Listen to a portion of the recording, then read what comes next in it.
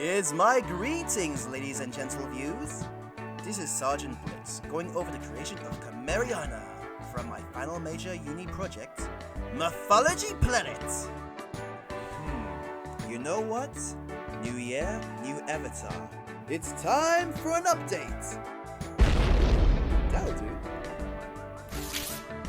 Before I settled on Chimera as the main character, I scanned through the ancient list of Greek mythology species in search of riveting monsters. Initially, I settled on the Nemean lion because I wanted to make a tribute to Takes Every slap-happy lion.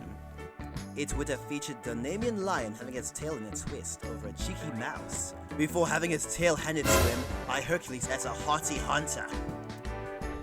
However, I thought this was a bit generic, and I wanted to learn the anatomy of different species. At the time, I had a need to draw skeletons to learn anatomy. I drew so much bones, I began having X-ray vision. But let's forget about those traumatic memories. I chose the Chimera because it generated more unique ideas for character designs and it offered me more skeletons to draw. That, and I was feeling masochistic. Originally, the Chimera looked much closer to how she did in traditional depictions, with the goat head just chilling on the back like it's lazy. But my colleagues thought this was confusing, so I placed the goat head next to the lion head to make it less baffling to modern viewers.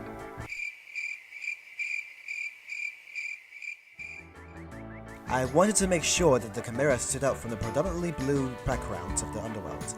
To make sure this didn't look like a two-headed chameleon, I brainstormed different color schemes.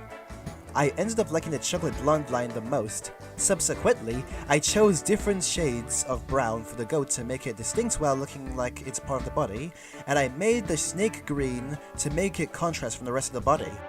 After all, it's a snake attached to a mammal's bum. When it comes to the three heads, I wanted them to have different unique personalities. I made the lioness head the happiest and the most curious of the intertwined trio, the goat head the most laid back and chilled, and the snake tail the most worrisome and nervous. I imagine it isn't much fun being the tail of the group, especially when your job is to sweat pesky bugs away, among other ordeals, and the snake being a niggling reptile contrasted well with the more upbeat personalities of the other two mammal heads.